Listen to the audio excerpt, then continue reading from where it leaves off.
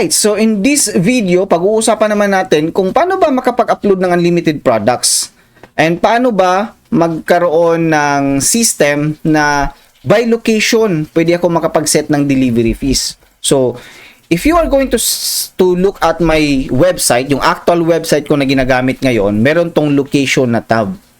So, and if we go to the administration part dito sa location, okay, may location dito.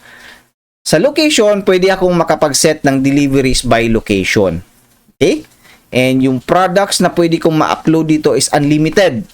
And in fact, when I get this website of mine, meron na kaagad itong more than 4,500 ka mga products na naka-upload na. So as you can see here, 1, 2, 3, 4, 5, 162 pages ito. So 162 times 20 I think, or yeah, mga ganung products, 20. So more than 4,500 talaga ito na mga products. So yan din, however, dito sa gratis account natin, kasi up to ano lang up to 50, di ba? Merong 5 pages din tag 10. So merong 50 pages lang yung 50 products lang yung pwede mong ma-upload. So if you would like to have this kind of website, open din natin yung ibang website ng ano natin, ng mga meron ng naka-upgrade na yung account nila. They do have ito kay Kanami Online Grocery, kay Klein de los Santos ito. And if you're going to see the products here, no, tingnan natin yung products niya. Products, so meron tong ilang pages ba to?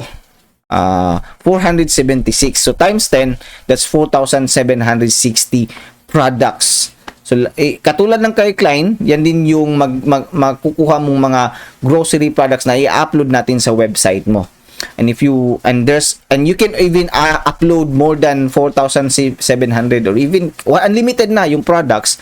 And if you want to also to have a location type of location-based platform na kung saan per location, iba-iba yung delivery fees, pati yung products per location din, then pwede mong maset na itong product na to, available siya sa particular product, sa particular location na to, and then yung ibang product, hindi siya available sa particular location na yan. So, you can upgrade by going to upgrades here.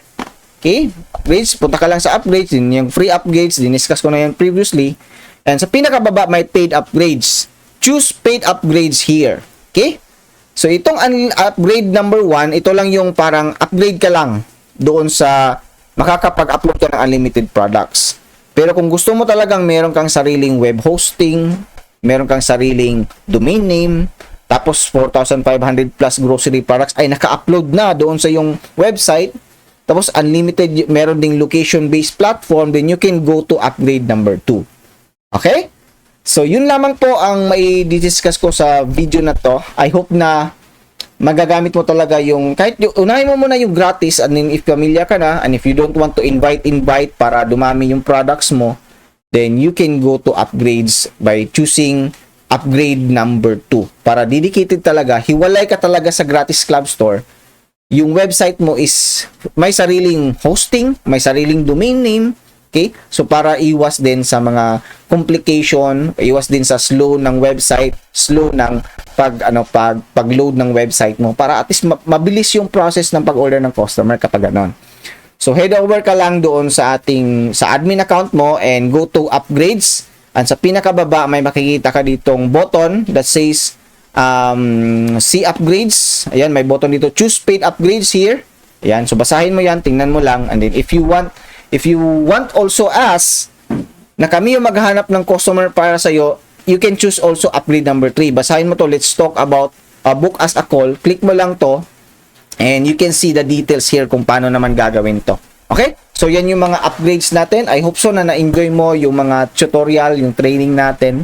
On the next session, papakita ko naman sa iyo, or next module, papakita ko naman sa iyo kung paano ba gamitin yung gratis Club Store kapag cellphone lang talaga yung gamit mo. Okay? Walang desktop. So, go ka na doon sa next module para makita mo paano gagamitin ng gratis using cellphone. Maraming salamat!